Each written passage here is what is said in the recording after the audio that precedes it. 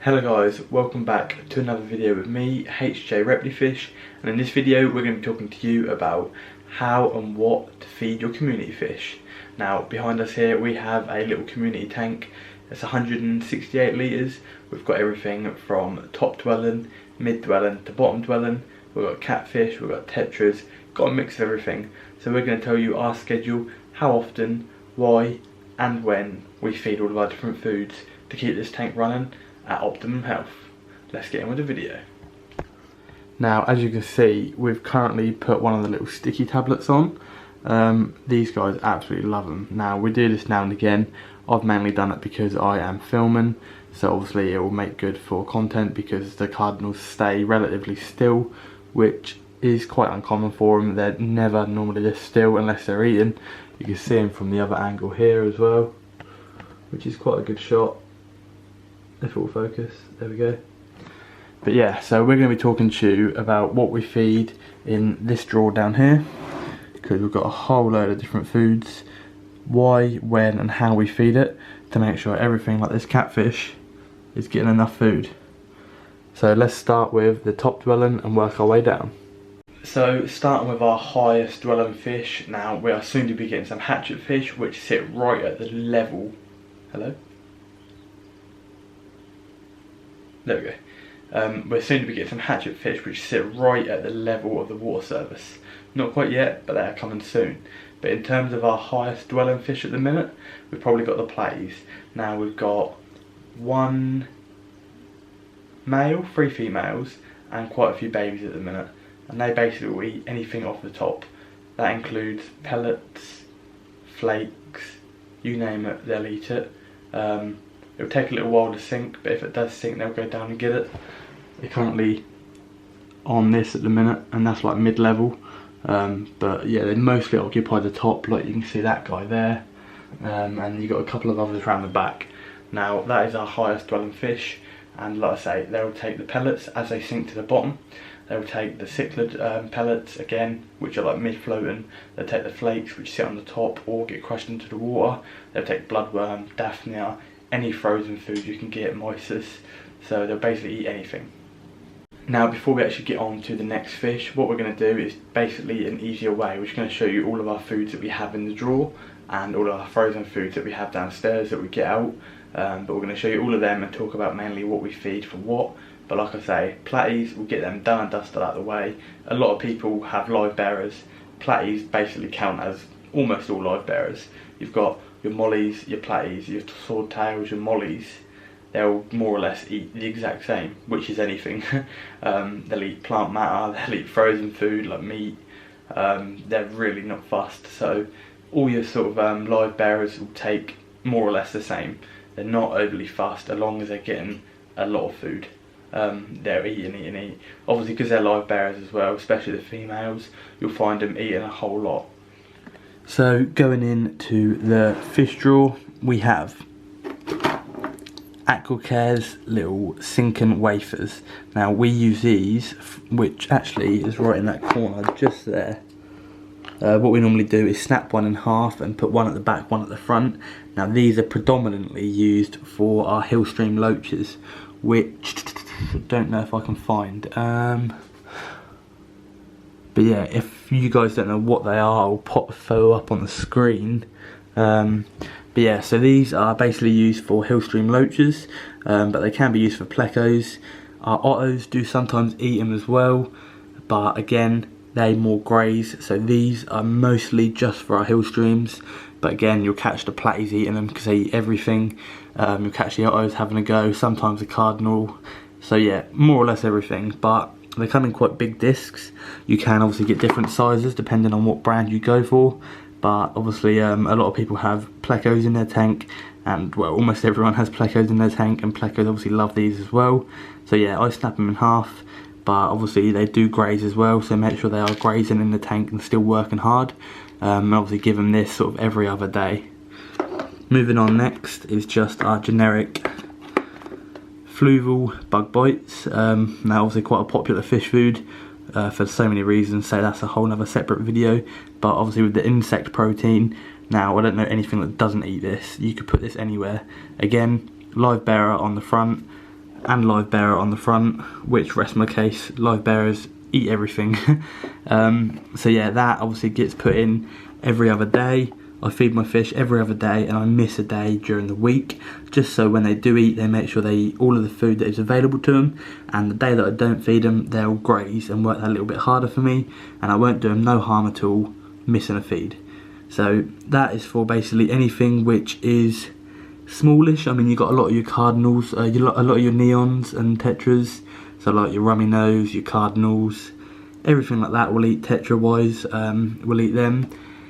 And again, some of the stuff that make it that reaches to the bottom, so if you don't always have a lot of fish, it will reach to the bottom of this bed, and anything catfish wise will pick it up. So you've got your Corydoras, which are down there, you've got like your shrimp, any cleanup crew will pick it up, hence the name. So we use the Sinkin pellet, or the Sinkin wafers, and the flakes. Now here, micro pellets, we find these are pretty cool for a lot of our little fish. So we've got a lot of little fish in terms of the cardinals. The cardinals go absolutely crazy for these, but you'll find, because they are so small, micro being the name, a lot of the shrimps will pick them up as well. So on the way down, if they fall on a log, say like here, you'll find the shrimp coming out and grabbing one and sneaking back in with it.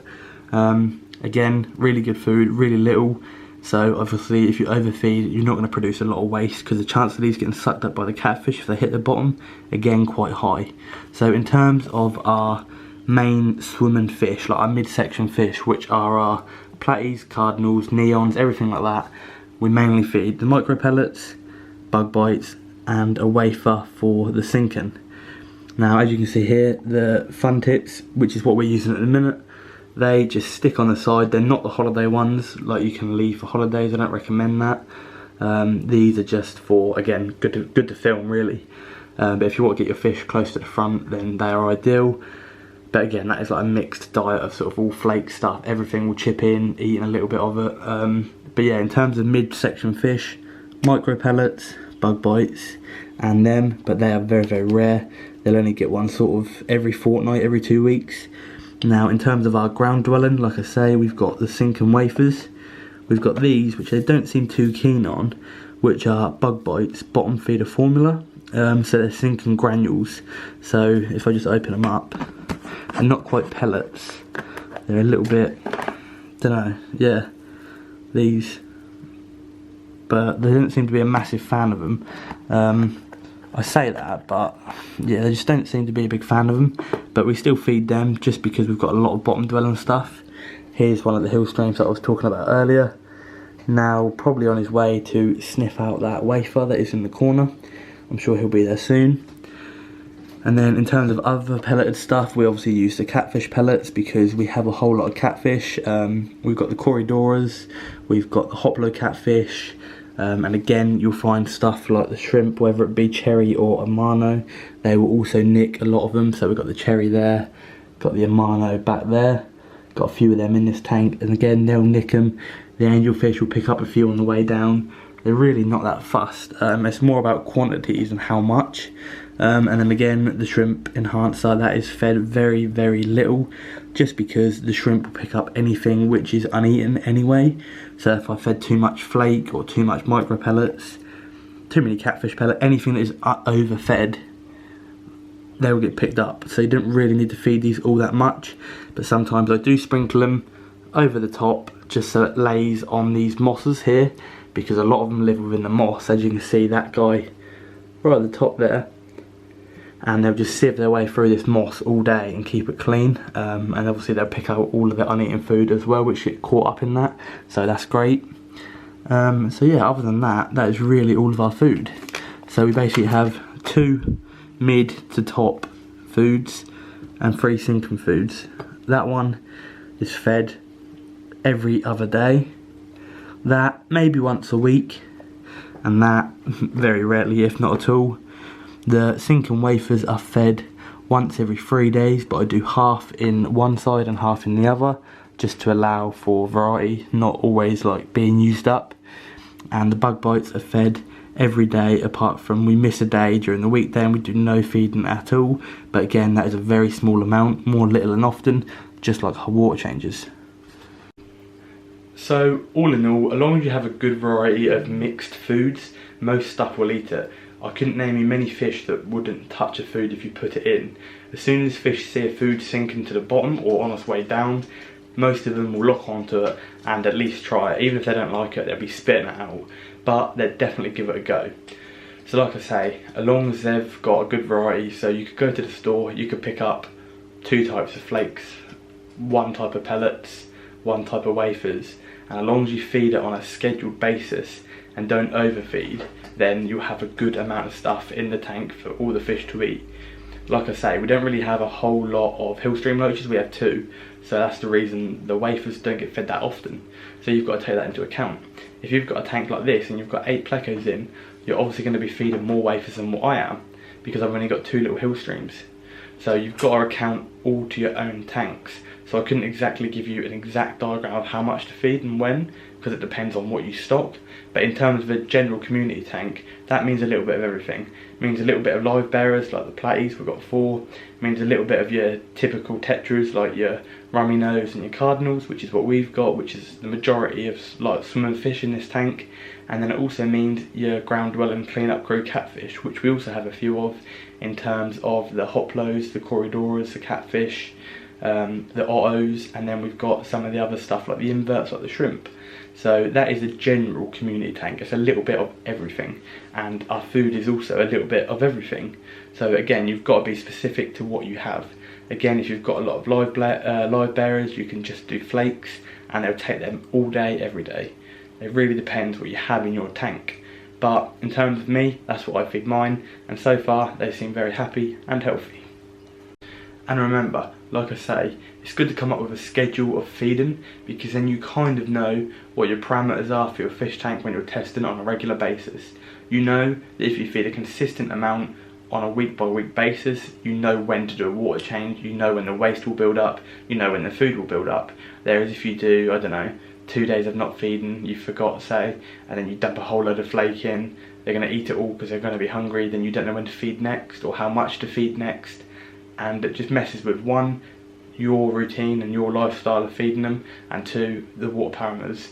And that is obviously not a good thing. You need to know what they kind of are and how often you're going to get that ammonia build up and the waste, and you got to make sure it all kind of cycles and fits into a routine.